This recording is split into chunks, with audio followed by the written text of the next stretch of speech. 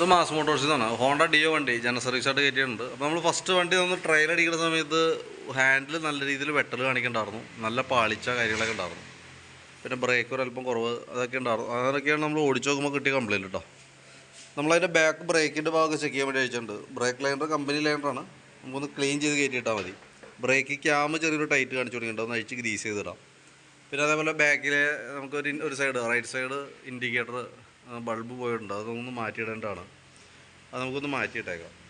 പിന്നെ നമുക്ക് അതിൻ്റെ ഈ ബാക്കിൽ കിടക്കുന്ന ടയറുണ്ടല്ലോ, ഈ ടയർ ശരിക്കും പറഞ്ഞു കഴിഞ്ഞാൽ നമുക്ക് വണ്ടി ഓടിക്കുമ്പോഴൊരു സ്മൂത്ത്നെസ് നഷ്ടപ്പെടാനും അതേപോലെ തന്നെ വണ്ടി പാളിച്ച് കാണിക്കുന്നതിൻ്റെ ഒരു കാരണം ഈ ടയറാണ് കേട്ടോ. ഫ്രണ്ടിലെ ടയർ നല്ല രീതിയിൽ കംപ്ലയിൻ്റ് ഉണ്ട്, അതിൻ്റെയാണ് ആ ശരിക്കും ഹാൻഡിൽ വെട്ടൽ കാണിക്കുന്നത്. ഈ മോഡൽ ടയറൊക്കെ യൂസ് ചെയ്യാതിരിക്കുക. ശരിക്കും പറഞ്ഞാൽ കമ്പനി പറയുന്ന മോഡൽ, വണ്ടിയിൽ വന്ന മോഡൽ സാപ്പർ മോഡൽ എന്ന് പറയാം, വി ഷേപ്പ് ടയർ എന്ന് പറയാം. ആ മോഡൽ ചൂസ് ചെയ്യണമാണ് ഏറ്റവും നല്ലത്. ഒന്നുമല്ല MRF അപ്പോളോ സിയറ്റോ അത് ഏതെടുത്താലും കമ്പനി പാറ്റേൺ അതാണ് കുറച്ചുകൂടി ബെറ്റർ കേട്ടോ. ഇമാതിരി ടയർ കിട്ടാൻ നമുക്ക് ഓടിക്കുമ്പോൾ നല്ല രീതിയിൽ അത് വണ്ടി ഓടിക്കുമ്പോൾ തന്നെ അറിയാൻ പറ്റും, നമുക്ക് ഹാൻഡിലുമ്പോൾ ഒരുപാട് ബലം പിടിച്ച് വെക്കേണ്ട ഒരു സിറ്റുവേഷൻ ഉണ്ട്. അപ്പോൾ ഇത് നിലവിൽ മാക്സിമം ഉപയോഗിച്ച് തീർക്കുക. അതിന് ശേഷം ഫ്രണ്ടിൽ കിടക്കുന്ന ടയർ ബാക്കിലേക്ക് ഇടുക. പുതിയ ടയർ MRFൻ്റെയോ അല്ലെങ്കിൽ അപ്പോളോൻ്റെയോ സിയറ്റിൻ്റെയോ ഏതെങ്കിലും കമ്പനി പാറ്റേൺ നോക്കിയിട്ട് മേടിച്ച് ഫ്രണ്ടിലിടാം. അതാണ് കുറച്ചുകൂടി ബെറ്റർ കേട്ടോ. പിന്നെ നമ്മളതിൻ്റെ എയർ ഫിൽറ്ററിൻ്റെ ഭാഗം നമ്മളൊന്ന് അഴിച്ച് ചെക്ക് ചെയ്യാനുണ്ട്. എയർ ഫിൽറ്റർ നിലവിൽ കുഴപ്പമൊന്നുമില്ല, കമ്പനി ഫിൽറ്ററാണ്, ഒറിജിനൽ ഫിൽറ്റർ തന്നെ കിടക്കണം. നമുക്ക് തുടച്ച് ക്ലീൻ ചെയ്തിട്ടൊക്കെ ഒന്ന് കയറ്റിയാൽ മതി. കാരണം ഞാൻ ചെറുതായിട്ട് കുറച്ച് പൊടിയൊക്കെ ഉണ്ട്, അതൊക്കെ ഒന്ന് ക്ലീൻ ചെയ്തിട്ടാൽ മതി. പിന്നെ ക്ലച്ചിൻ്റെ ഭാഗം നമ്മൾ ചെക്ക് ചെയ്യുന്നുണ്ട്. ബെൽറ്റിൻ്റെ കണ്ടീഷൻ നോക്കാനുണ്ട്, ക്ലച്ച് ഗ്രീസിങ് ആവശ്യമാണെങ്കിൽ ഗ്രീസ് ചെയ്യണം, ബെൻഡെക്സ് ചെക്ക് ചെയ്യാനുണ്ട്. അതിനൊക്കെ വേണ്ടിയിട്ട് നമ്മൾ അഴിക്കണേ. ക്ലച്ച് ഭാഗം അഴിച്ച് നോക്കുമ്പോൾ നമുക്ക് ഈ ക്രാങ്ക് ഷാഫ്റ്റിൻ്റെ സൈഡിൽ തന്നെ ഓയിൽ സീൽ ലീക്ക് കാണിച്ചു കൊടുക്കുന്നുണ്ട്. ആ കൈയോടെ നമുക്ക് ആ ഓയിൽ സീൽ നമുക്കൊന്ന് മാറ്റിയിടാം.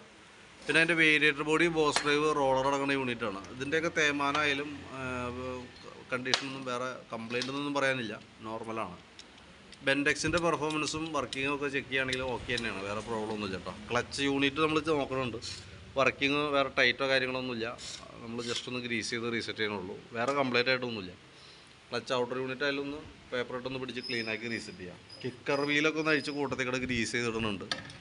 ബെൽറ്റിൻ്റെ കണ്ടീഷൻ നമ്മൾ ചെക്ക് ചെയ്യാനുണ്ട്. ഇത് വണ്ടി വന്നപ്പോൾ ഉള്ള ബെൽറ്റാണ്, വണ്ടി വന്നപ്പോൾ ഉള്ള ബെൽറ്റാണ് ഈ കിടക്കണേ. പവർ ലിങ്ക് എന്ന് പറയുന്ന കമ്പനിയുടെയാണ്, ഹോണ്ടയ്ക്ക് തന്നെ സപ്ലൈ ചെയ്യുന്ന പവർ ലിങ്കിൻ്റെ ബെൽറ്റാണ്. ഇത് നല്ല അത്യാവശ്യം നല്ല രീതിയിൽ ലൈഫുള്ള ബെൽറ്റാണ്. ഇപ്പോഴായാലും നമ്മൾ നോക്കുമ്പോൾ നിലവിൽ വേറെ ഡാമേജോ കാര്യങ്ങളൊന്നുമില്ല. ബെൽറ്റൊക്കെ ആ രീതിയിൽ തന്നെ യൂസ് ചെയ്താൽ മതി, അത് തന്നെ നമുക്ക് റീസെറ്റ് ചെയ്യാം കേട്ടോ. പിന്നെ നമ്മൾ ഈ ഭാഗത്തേക്ക് വരുമ്പോഴത്തേക്കും എഞ്ചിൻ ഹെഡിൻ്റെ ഭാഗത്ത് നോക്കുമ്പോൾ ചെറിയൊരു ലീക്കേജൊക്കെ കാണിച്ചു തുടങ്ങിയിട്ടുണ്ട്, ഓയിലിൻ്റെ നനവൊക്കെ കാണുന്നുണ്ട്. അപ്പോൾ നമുക്ക് അഴിച്ചാൽ ഹെഡ് കവറിൻ്റെ ഗ്യാസ്കറ്റ് ഒന്ന് മാറ്റിയിട്ട് ആ കംപ്ലയിൻറ്റ് റെഡി ആയിക്കോളും. ചോക്കിൻ്റെ കേബിൾ നമ്മൾ നോക്കുമ്പോൾ ചോക്ക് വർക്കിംഗ് ഒക്കെ ഓക്കെയാണ്, പക്ഷേ ആക്സിലേറ്ററിൻ്റെ കേബിൾ പ്രോബ്ലമാണ്. കാരണം ഞാൻ ആക്സിലേറ്റർ ഓൾറെഡി ടൈറ്റ് കാണിക്കുന്നുണ്ട്, തന്നെ ഇവിടെയൊക്കെ ഒരു ഒടിച്ചിൽ വന്നിട്ടുണ്ട്, ഈ ഭാഗം കണ്ട ഒരു ഒടിച്ചിൽ കാണിച്ചിട്ടുണ്ട്. അപ്പോൾ ആക്സിലേറ്റർ കേബിൾ കൂട്ടത്തിൽ കൂടെ മാറ്റി പോകണമായിരിക്കും കുറച്ചുകൂടി ബെറ്റർ. കാരണം അതല്ലെങ്കിൽ നമ്മൾ ആക്സിലേറ്റർ റൈസായിട്ട് പിന്നെ ഇടയ്ക്ക് നമ്മൾ കയറ്റാൻ നിൽക്കേണ്ടതായിട്ട് വരും. ഫ്രണ്ട് ഭാഗത്തേക്ക് വരുമ്പോൾ പിന്നെയുള്ളൊരു കംപ്ലയിൻറ്റ്സ് എന്ന് പറഞ്ഞാൽ ഫ്രണ്ടിലത്തെ ഈ കുഷ്യൻ്റെ ബുഷുകളൊക്കെ ഡാമേജ് ഉണ്ട്, ലിങ്ക് ബുഷ് കംപ്ലയിൻ്റ് ആയിട്ടുണ്ട്, പ്ലേ കാണിച്ചു തുടങ്ങിയിട്ടുണ്ട്. ഇതൊക്കെ നല്ല രീതിയിൽ പ്ലേ ഉണ്ടുന്നുണ്ട്, ഇത്രയും പ്ലേ കാണിക്കുന്നുണ്ട് ഈ ഭാഗത്ത്. പിന്നെ ഉള്ളതെന്ന് പറഞ്ഞാൽ ഹാൻഡിലിൻ്റെ ബെയറിങ്ങിന് ചെറിയൊരു അടിയുണ്ട്, ചെറിയ കട്ടറി ചാടിയാൽ പോലും ചെറിയൊരു ഷെയ്ക്കിങ് നമുക്ക് ഹാൻഡിലും അനുഭവപ്പെടുന്നുണ്ട്. അത് ഹാൻഡിലിൻ്റെ സെൻറ്ററിൽ പറഞ്ഞാൽ T4ക്കും പറഞ്ഞാൽ കോൺസെപ്റ്റ് എന്ന് പറയും, ആ ഒരു ബെയറിങ്ങിൻ്റെ കംപ്ലയിൻ്റ് കൊണ്ടാണ് ആ പ്രോബ്ലം കാണിക്കുക. അത് അഡ്ജസ്റ്റബിൾ ടൈപ്പ് ആയതുകൊണ്ട് നമുക്ക് തൽക്കാലം ഒന്ന് ടൈറ്റ് ചെയ്ത് നോക്കാം. അഴിച്ച് മാറ്റണമെന്നുണ്ടെങ്കിൽ നമുക്ക് 800-850 നമുക്ക് ചിലവുന്ന കേസാണ്. അപ്പോൾ തൽക്കാലം നമുക്കൊന്ന് സെറ്റ് ചെയ്ത് നോക്കാം. തീരെ പറ്റാത്ത കണ്ടീഷനാണെങ്കിൽ മാത്രം മാറ്റിയാൽ മതി. ഫ്രണ്ടിലത്തെ ടയറിൻ്റെ കണ്ടീഷനായാലും ഈ ടയറിന് ചെറിയൊരു അലൈൻമെൻറ്റ് വേരിയേഷൻ വന്നിട്ടുണ്ട്. അതുകൊണ്ട് തന്നെ വണ്ടി നമ്മളിപ്പോൾ ഹാൻഡിലൊന്ന് ചെറുതായിട്ടൊന്ന് വണ്ടി ഓടുമ്പോൾ ഹാൻഡിൽ വന്ന് ചെറുതായിട്ടൊന്ന് കൈ ഒന്ന് റിലീസ് ചെയ്ത് കഴിഞ്ഞാൽ അപ്പം തന്നെ ഹാൻഡിൽ വണ്ടി വെട്ടാൻ തുടങ്ങും, വെട്ടൽ കാണിക്കുന്നുണ്ട്.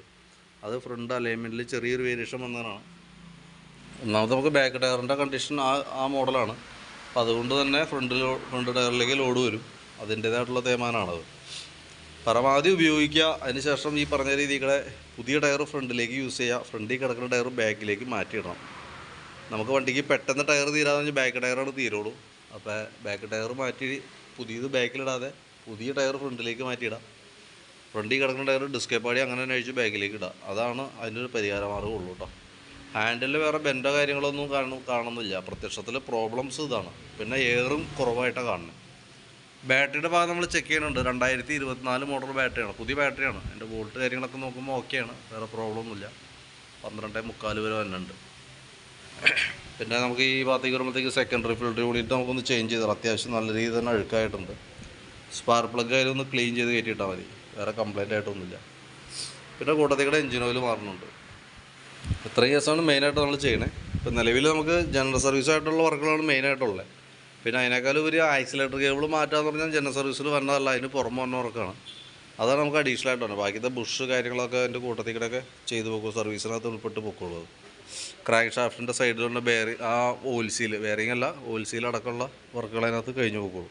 ഇപ്പോൾ ഞാൻ അതിൻ്റെ ഏകദേശം പ്രതീക്ഷിക്കുന്ന ഒരു എസ്റ്റിമേറ്റ്, ആക്സിലേറ്റർ കേബിൾ അടക്കം ഉൾപ്പെടുത്തിയുള്ള എസ്റ്റിമേറ്റ് പറയാം. വാട്സാപ്പിലേക്ക് ഡീറ്റെയിൽസ് സെൻഡ് ചെയ്തിട്ടേക്കാം. അപ്പോൾ നോക്കിയതിന് ശേഷം വാട്സാപ്പിൽ തന്നെ ഒന്ന് റിപ്ലൈ ഇടാനായിട്ട് ശ്രദ്ധിക്കുക. വണ്ടി റാമ്പിലാണ്, ചെയ്തുകൊണ്ടിരിക്കുകയാണ്. അപ്പോൾ പരമാവധി നേരത്തെ ചെയ്യാനായിട്ട് ശ്രമിക്കണം കേട്ടോ.